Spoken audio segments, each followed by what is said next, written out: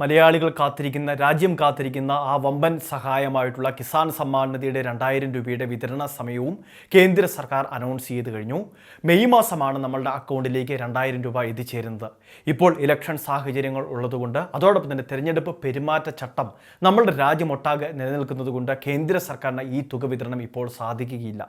April മാസം തന്നെ കഴിഞ്ഞ വർഷങ്ങളിൽ വിതരണം ചെയ്ത ആനുകൂല്യമാണ് ഇപ്പോൾ ഇലക്ഷൻ്റെ പശ്ചാത്തലത്തിൽ തടസ്സപ്പെട്ടിട്ടുള്ളത്. അതുകൊണ്ട് തന്നെ 2000 രൂപ വാങ്ങുന്ന എല്ലാവരും, 16 ഗഡുക്കളും മുടങ്ങാതെ ലഭിച്ച എല്ലാവരും ഈ അറിയിപ്പ് ശ്രദ്ധിക്കുക. കിസാൻ സമ്മാൻ നിധിയുടെ ആനുകൂല്യം മുടങ്ങാതെ നമ്മുടെ എല്ലാം വീടുകളിലേക്ക് ആധാറുമായിട്ട് ലിങ്ക് ചെയ്തിട്ടുള്ള ബാങ്ക് അക്കൗണ്ടിലേക്ക് ലഭിക്കുന്ന സഹായമാണ്. ഈ സഹായം ലഭിക്കണമെങ്കിൽ ഒറ്റത്തവണ പുതുക്കലായിട്ടുള്ള ഇലക്ട്രോണിക് KYC, അതോടൊപ്പം തന്നെ ലാൻഡ് സീഡിങ് എന്ന് പറയുന്ന മറ്റൊരു കടമ്പ, ഇതോടൊപ്പം തന്നെയാണ് ആധാർ ബാങ്ക് അക്കൗണ്ട് സീഡിങ് കേന്ദ്ര സർക്കാർ നിർബന്ധമാക്കിയിരുന്നത്. ഇതെല്ലാം പൂർത്തിയാക്കിയ കർഷകർക്കാണ് 14, 15, 16 ഗഡുക്കളെല്ലാം എത്തിച്ചേർന്നിട്ടുള്ളത്. ഇതിൽ ഏതെങ്കിലുമൊക്കെ ആനുകൂല്യം മുടങ്ങിയിട്ടുള്ളവർക്ക് കോമൺ സർവീസ് സെൻറ്റർ മുഖേന ഇപ്പോൾ പരാതി സമർപ്പിക്കാനുള്ള അവസരമുണ്ട്. 50 രൂപയാണ് പരാതി രജിസ്റ്റർ ചെയ്യുന്നതിനുള്ള ഫീസായിട്ട് ഈടാക്കുന്നത്. കേന്ദ്ര സർക്കാരിൻ്റെ ഉദ്യോഗസ്ഥർ നമ്മളുടെ അപേക്ഷ പരിശോധിച്ച് എന്ത് കാരണത്താലാണ് നമ്മളുടെ ഇപ്പോഴുള്ള ആനുകൂല്യം തടസ്സപ്പെട്ടിരിക്കുന്നത്, അല്ലെങ്കിൽ അപേക്ഷയിൽ വന്നിട്ടുള്ള പിഴവ് എന്താണ് എന്ന് വിശദീകരിക്കുകയും അല്ലെങ്കിൽ കണ്ടെത്തുകയും ഇതിനുള്ള പരിഹാരം നിർദ്ദേശിക്കുകയും ചെയ്യും.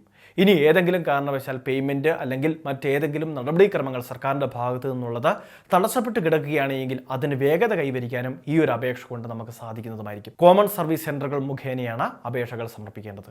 17ാമത്തെ ഗഡുവാണ് നമുക്കിനി ലഭിക്കാനുള്ളത്. അങ്ങനെ വരുമ്പോൾ 34,000 രൂപയാണ് 17ാമത്തെ ഗഡു കൂടിയാവുമ്പോൾ നമ്മളുടെ കൈവശം എത്തിച്ചേരുന്നത്.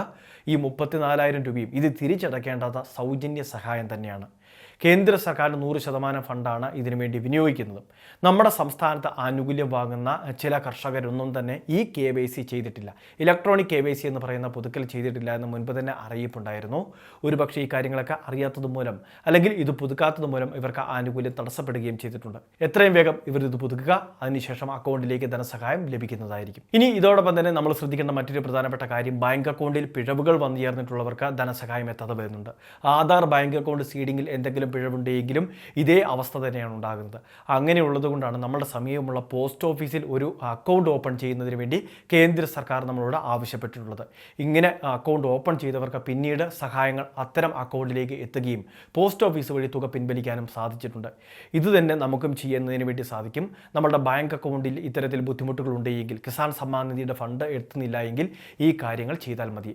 മുടങ്ങിയ സഹായങ്ങൾ ഉൾപ്പെടെ, അതോടൊപ്പം തന്നെ പുതുതായിട്ട് അനുവദിക്കുന്ന സഹായം ഉൾപ്പെടെ ഇത്തരം ബാങ്ക് അക്കൗണ്ടിലേക്ക് എത്തിച്ച് അതിനുശേഷം നമ്മൾ തുറന്നിട്ടുള്ള പോസ്റ്റ് ഓഫീസ് അക്കൗണ്ടിലേക്ക് എത്തിച്ചേരുന്നതായിരിക്കും. അപ്പോൾ ഈ അറിയിപ്പുകൾ തീർച്ചയായിട്ടും നിങ്ങളെല്ലാവരും ഒന്ന് മനസ്സിലാക്കി വെക്കുക.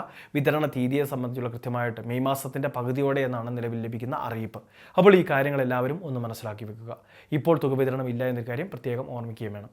ഇതുപോലുള്ള വിവിധ ക്ഷേമ പദ്ധതി പൊതു അറിയിപ്പുകൾ മുടങ്ങാതെ ലഭിക്കാൻ ചാനൽ സബ്സ്ക്രൈബ് ചെയ്യുക, ഫോളോ ചെയ്യുക.